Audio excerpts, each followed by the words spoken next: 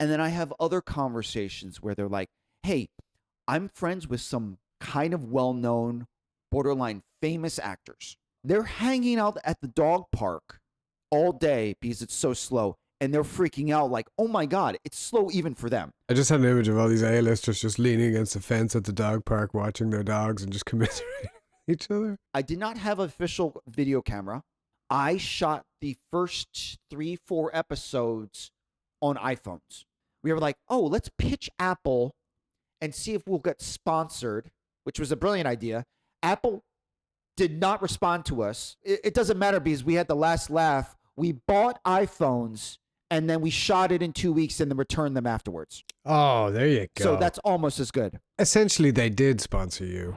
All right. Welcome to the Actor's Guide to the End of the World podcast, where we talk about acting in Hollywood in a way people understand. I'm Ikon Song, and this is... Rían Kelly, what's happening?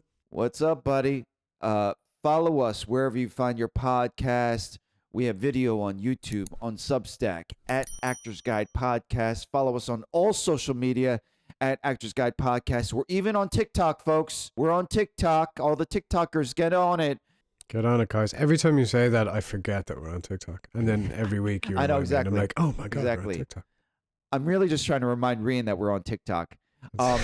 So leave us a like, leave us a review if you get a chance. It really helps the podcast. It's a great way to support the podcast. So we really appreciate all the feedback we've gotten so far.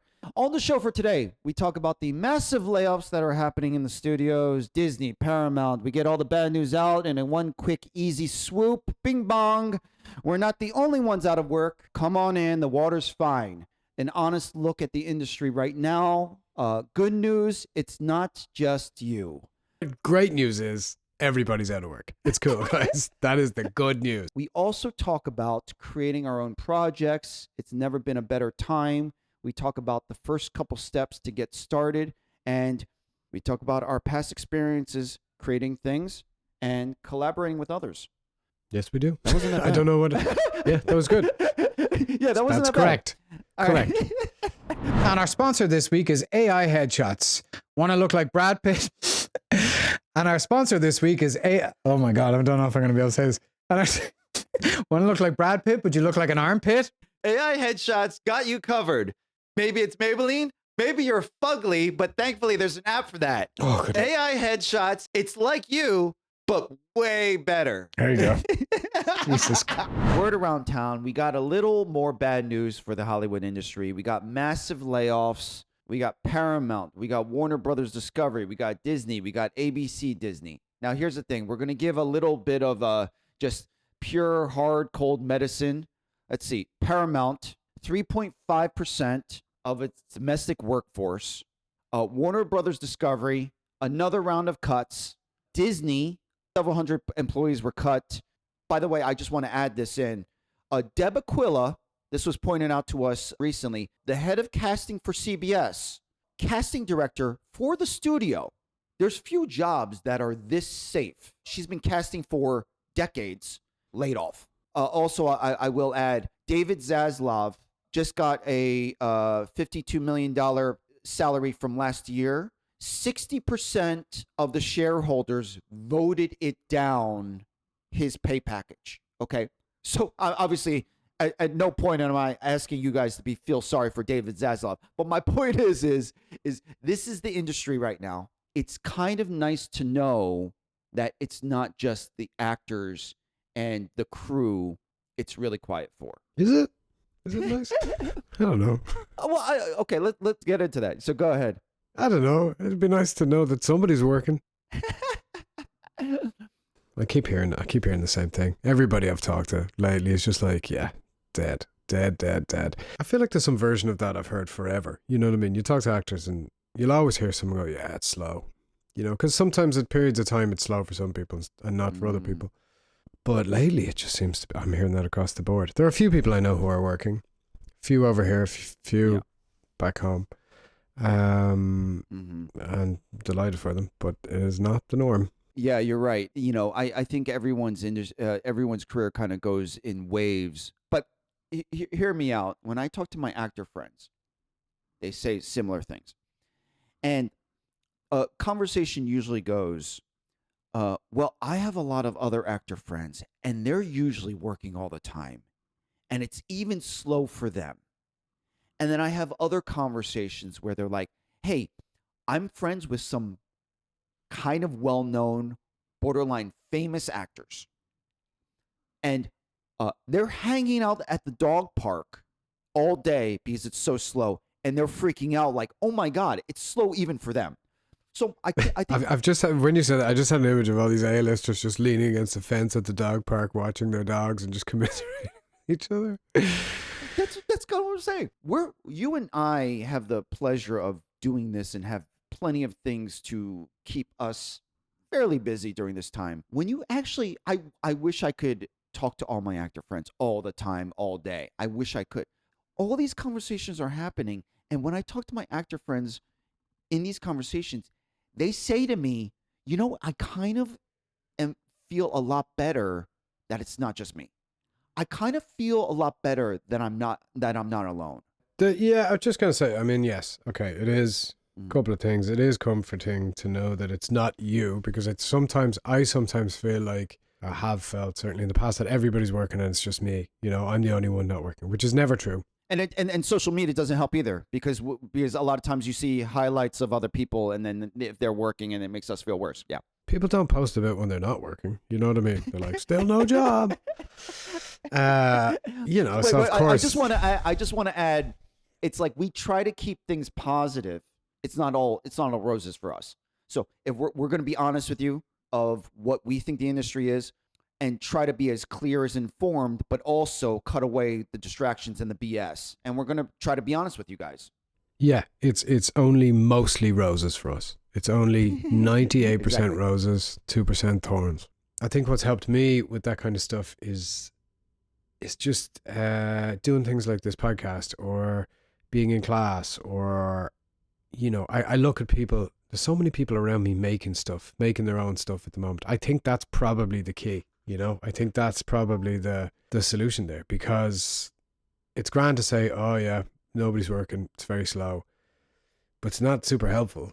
And I don't say that because I'm brilliant at making my own stuff at all, but I know when I'm doing something creative, I feel a bit better, and I think that probably gives me a better shot at getting whatever little work is out there. I love that. I think that brings up a great point. If it is slow, this is the time to write that short film. This is the time to start writing. This is the time to start creating. So that I mean, we could talk about this episode, but I definitely want to talk about that eventually. Ultimately, it's what do you do at that time, and you still need to move forward and actually do something. And I think the enemy of that sometimes, for me certainly, is the weight of expectation I put on myself. I'm like, well, if I'm going to write something, it has to be great. It does not have to be great. Anything I've written, the first time, not great, or anything I've written with someone else, you just find it. So I'm totally guilty of this, and that's what I'm saying. It is like, I will put this expectation on myself where like, this has to be good, and it's not worth doing if it's not good. It's just starting. I'm hearing this again and again. We talked about it in class the other night, where people are like, just starting something. That's where the real momentum is. That's where the real power is. Starting it and sticking with it, as opposed to going, oh, I'm not good at writing, or I don't know how to, this is sort of a self-pep talk here. Like, I'll be great at saying, oh, I'd love to do this, and then not following through. Like, I'd love to write a short film and make it. My overall happiness increases when I'm engaged in some kind of creative project, and I don't know, my life just feels better. It's so funny because we didn't plan this out. I was wondering if we were actually going to dive into this. Never planned anything out in my life. Yeah, I know, exactly. Not surprisingly, you didn't plan this out, but I actually wanted to dive into creating something. Honestly, I don't know if we have the time today. That's a classic excuse, Ekan. This is just what's wrong. We're going to get into that this episode. So, yeah, no, that we're going to write a short film in this episode. Literally right now. As we go. By the end of this episode, we'll have written a whole short film, improvised it for you all. Okay. Let me just finish. Let me just finish this. Go ahead. Finish your thoughts, Sweetie. Yeah. Let me finish this point here. there's not a lot of things to be comforted by with the industry the way it is, but it's a small comfort. If you're an actor and you say, it's not you, it's not your talent, this is not a judgment on all the work you put in, and it's purely the industry why it's slow. You texted the girl or you texted the guy, they didn't get back to you. You assume they're not into you. The reality of the situation is oh, maybe their Grammy was sick in the hospital and they were tending to her bedside, and that's why they didn't get back to you for 3 weeks, and you just didn't know. And you're like, oh my God. Oh, well, of course I'm so glad that they were by their Grammy's side. It's not me at all. You still waiting for the text, or Still no response. But my point is it's not you. Are you in a fight in a foggy storm, just a haze where you can't see the enemy? Or are you looking at the industry and you know exactly what it is? This is what's happening. Try to look at it objectively and be like, okay, this is where I'm going to put my efforts, and this is where the work needs to be done, and this is not a judgment on me and my talent. So let's talk about creating. you know the phrase, and I had to look it up just to make sure I was saying it right. But like, don't let the great be the enemy of the good. Don't not do something because you don't think it's going to be great. You might make something decent or half decent or good. But what's funny is when I was looking up that phrase to confirm I was saying it the right way, I had don't let the, and the first one of the suggested Google searches was don't let the pigeon drive the bus, which is also good advice, I think. Don't let the pigeon drive the bus, guys. Wait, hold on. What? I need to know what that phrase is even saying. I have no idea. Don't let the... It's a children's book. There you go. That's my hidden gem. Don't let the pigeon drive the bus. Written and illustrated by Mo Willems, is a children's picture book about a demanding pigeon who volunteers to replace a bus driver on break. This is a horrible. We can't vouch for this. I don't want to be inappropriate here, but is that an Irish book? No, it's a Google search. Okay. You okay. racist. I wasn't sure whether your algorithm was skewed. I do have to add for another non sequitur on top of a non sequitur. It just so happens in New York, it's Pigeon Fest. I have no idea what it means. I've been to New York. Every day is Pigeon Fest in New York. All right, so let's get back on track here. I've made a few things in the past. I know, looking back on it, there are a couple things that I massively made mistakes. There are many things that I did right, but there are huge things that I didn't know I was doing wrong until now. And it's not wrong or right. It's just like Oh, that's interesting. things that could have done better. I produced a web series. It's online, and this is not just a shameless plug. I think it holds up. It's called Born Losers. You can see it on YouTube. A buddy comedy, a mix of Always Sunny in Philadelphia with Broad City. It was me and my good friend and also a fellow Leslie Connor. I love it. I edited everything. I directed and produced a short film in 2019 that I'm incredibly proud of. Now I'm, making stuff on YouTube, and this podcast is a new evolution of just making things. I feel like we both have different perspectives on what it means to say, I'm going to create something, and maybe we can help each other out talking this through. And then if you're a listener, maybe this helps you get started or come up with ideas, decide what you want to make. I will say, and you just touched upon this, everyone says just get started. And a lot of people say the hardest thing is getting started. No. The hardest thing is finishing. That is absolutely way harder than getting started. What I'm trying to get at is getting started is really hard. And then we'll worry about the 10, 15, 50, 100 steps later to producing your final product, short film, web series. Okay? So let's just start from the beginning.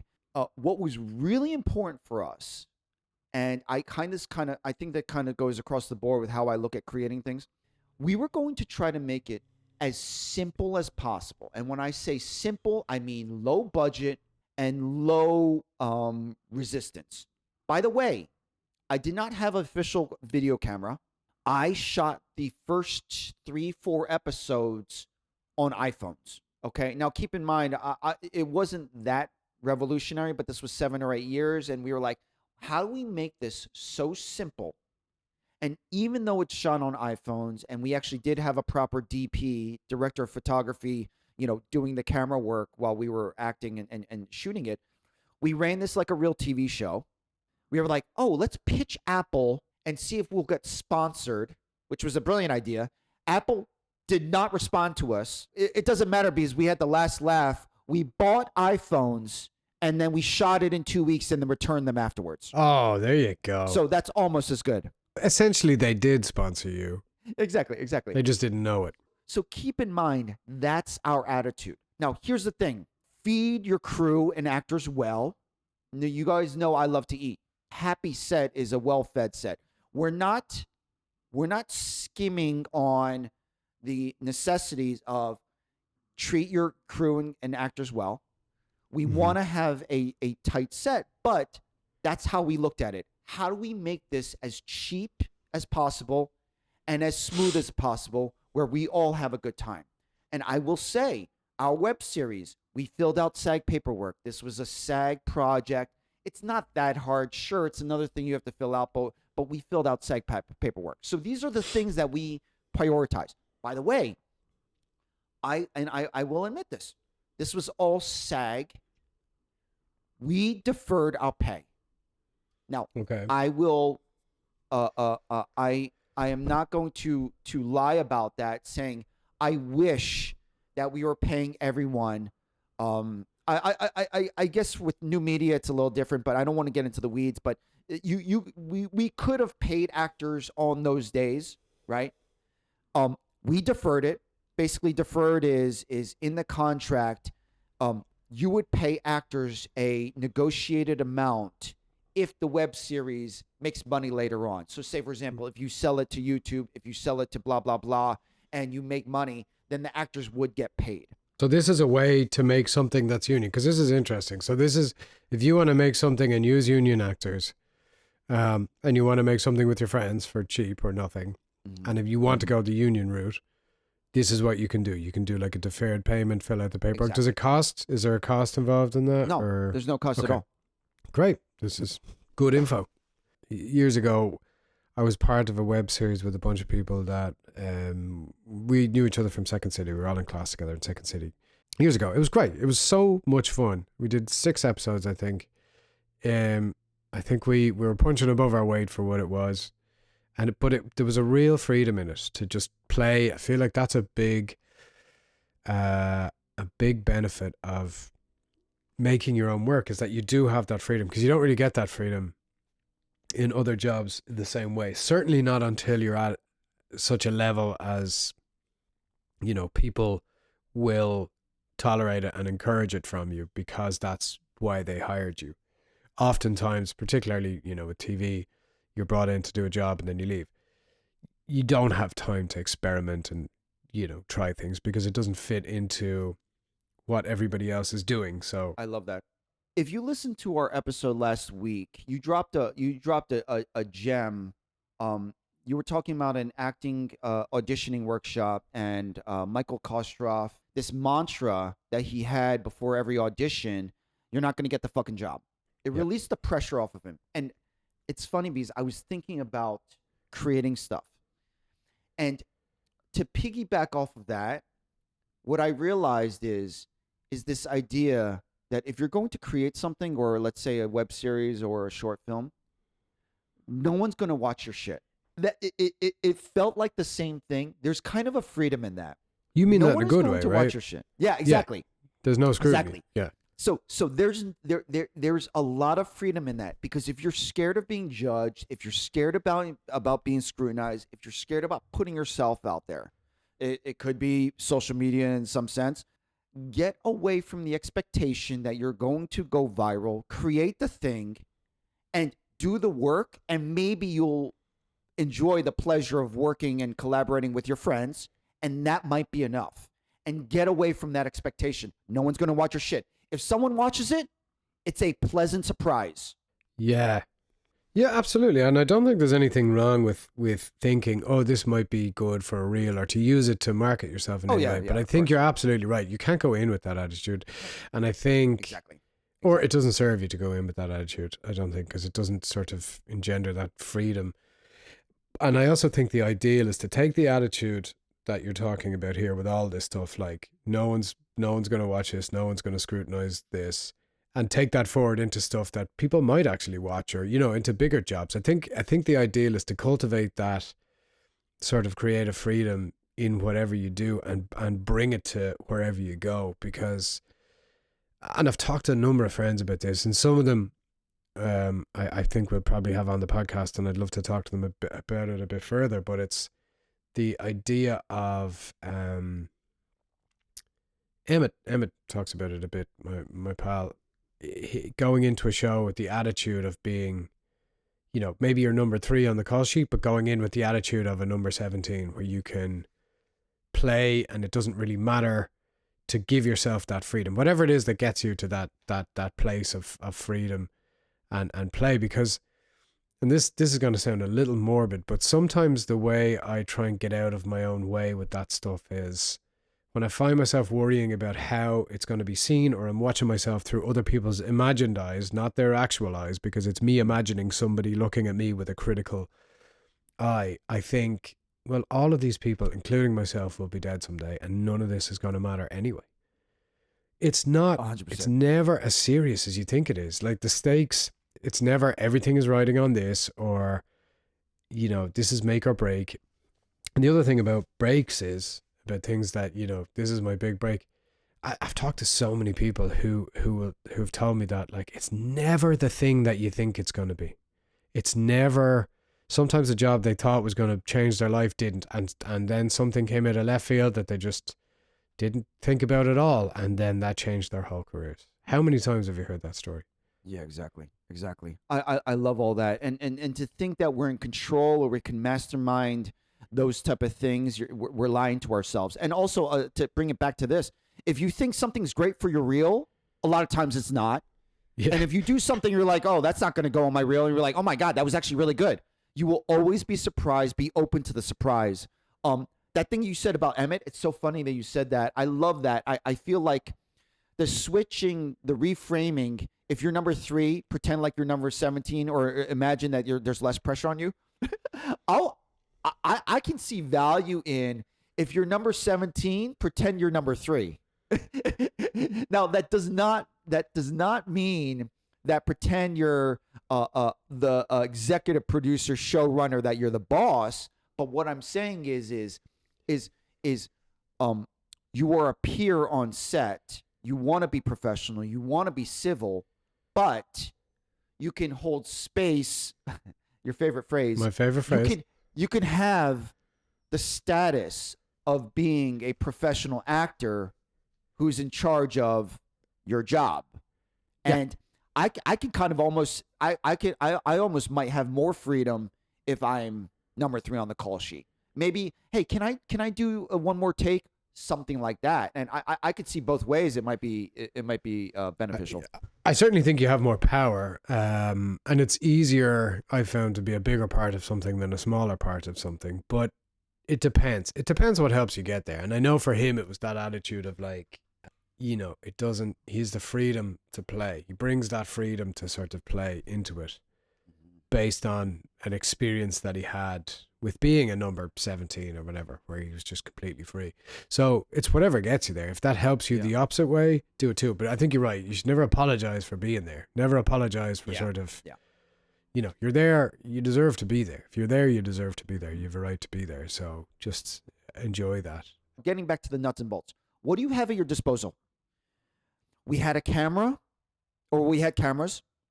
We tried to make the series and the TV show utilizing locations that we had. So we shot in our apartments. We shot on street corners that we scoped out.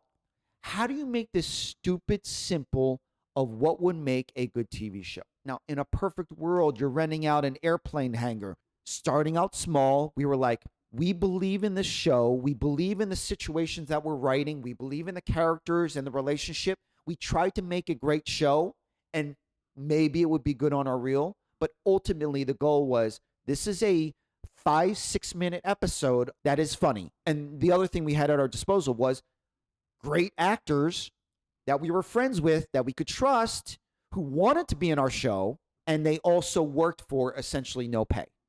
I'm not saying you run around working for everyone, no pay, but there was a trust there where we had great actors who wanted to be a part of it, and everyone had a great time. So I just want to throw that out there. No, I love that. I love that. We did. That's. I think the ideas you go in with, like trying to make it like a real TV show, treat it professionally, filling out paperwork, doing all this stuff is great because it's great practice. You know what I mean? And it kind of it sets the tone for everybody. Me and a few friends of mine made a sort of a. We wrote this thing in 3 days to be shot on New Year's Eve. This is different than the Second City. This is different than the web series, yeah. This was in 2019. This was New Year's Eve 2019. Myself and a couple of pals of mine, Owen Mackin and Jeff nice. Doyle and a few of our mates, we wrote this. So me, Jeff and Owen wrote this thing. And basically it was about an hour long comedy, a lot of which was improvised, but we had a script.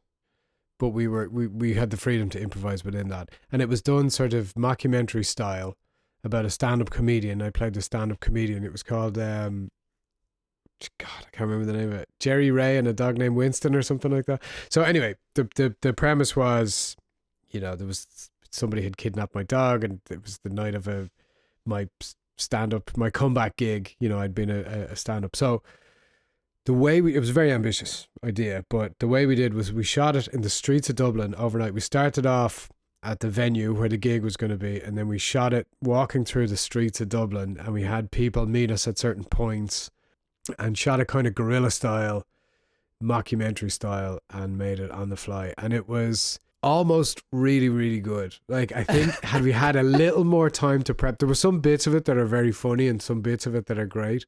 Why were you short on time? To write it. I mean, like we'd a few days to prep and I write see. the entire thing. We wrote it basically in 3 days. Wrote it, put it together, and shot it within a 3-day period. It proved to me what you can do if you just have the willingness and, a bit of the drive. And, while it didn't turn out exactly the way we wanted it to, there was bits of it that have real value. And I think knowing that and going back, I would do it slightly differently, but it just proved to me that, yeah, you can make things. It just so happened that you're on the streets of Dublin. Hey, if you're wherever you are, it's actually really hard to shoot in LA. It really is. If you're in a smaller city, use that to your advantage because you probably can run around with a camera and shoot a bunch of stuff and not get flagged for permits, not get in trouble. And if I was in another city or in a smaller city, I would take advantage. If anything, bars and restaurants would love for you to be in their place because you could actually do a little advertising for them. So I think I just want to pin that. Let me just bring it back to you even way beyond 2018. I first learned how to edit. I taught myself how to edit off a free program, and it was all because Leslie Kahn in class and at the studio, she made up a contest. This is so back in the day when everyone was saying create your own thing. I know I never told you. I completely forgot about it. Years before everyone was saying create your own content, she made us all create something. And me and my buddy, who I later on created the web series, he's basically my writing partner that I wrote with for 8-10 years. It was a sketch about the studio. I think it still holds up. If you Google it, it's called How to Book with Leslie Kahn. Okay. By the way, we did win that contest. She loved the sketch. Oh, well, actually, we could put it in the show description. If you're at Leslie Kahn, you might get a kick out of it because it's a lot of inside jokes. Even if you're not at Leslie Kahn, you probably might get a kick out of it. And without that contest, I don't know when I would have started. That is the freedom to play. And then later on, me and my buddy Nate, we created things years later just from that random little contest. So I just want to give her a shout out. She'll love that. She'll love that. Yeah, one thing, and we're actually a little short on time because we're gonna have to do a part 2 on this now. And I want to give you a shout out because this is very much a part of it. Choosing who you want to work with, okay? Finding a really good working partner. It's very similar to dating. it might be harder than dating. Find like-minded people who have a similar drive. If you hitch a wagon to someone who's flaky, doesn't show up, is irresponsible, not professional, you're going to learn really quick. You have to find someone that you're willing to spend hours with, writing, crafting, producing, crisis, people don't show up, you're problem solving. And then on top of it, you're also acting with each other and then possibly producing and maybe directing each other. You need to have a great relationship. And then also I want to give you a shout out here because you're a great partner. And I just want to give you a shout out that this is no different. This is no different than creating any other short film, TV series, or produce a film together, because the audience has to know it is not easy to talk to me for hours every week. So I think everyone needs to applaud Rían for showing up. That it's been essentially 30 some episodes here. We need to applaud Rían for it's not easy. It's easy. It's not, he makes it look easy. It's easy. He's Anyway. bullshitting. No, but to be fair, like you know, I wouldn't have started this podcast on my own. There's no way. You know, you're the driving force behind this, and to be fair, you do a lot of the heavy lifting and putting it together. And like, I didn't know anything about podcasting at all. I didn't know anything about a podcast. I didn't, you know, I listened to the same 2 podcasts every week. That's Stick to Football and Smartless. So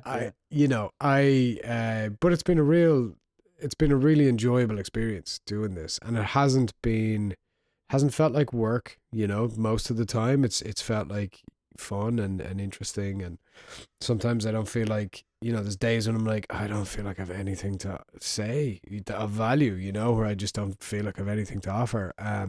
But we always find something in a conversation, and I appreciate that too. So, and you take a lot of, you know, you should take a lot of credit for that, because it's you know, I don't feel like I'm the driving force behind this at all. I'm sort of like a willing participant where I'm like, yeah, great, this is cool. Let's go. And as I go, I'm learning more about it. But it's been really fun, you know. And I didn't, like, when you said, you know, like the first week or whatever, you're like, I'm talking about 30 episodes. I was like, 30 fucking episodes? Jesus Christ. Like, that's so far away. And here we are at 33 or whatever.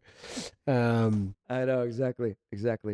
Let's pin it there, and we're going to pick up with part 2 about creating next time. All right, so let's do hidden gems.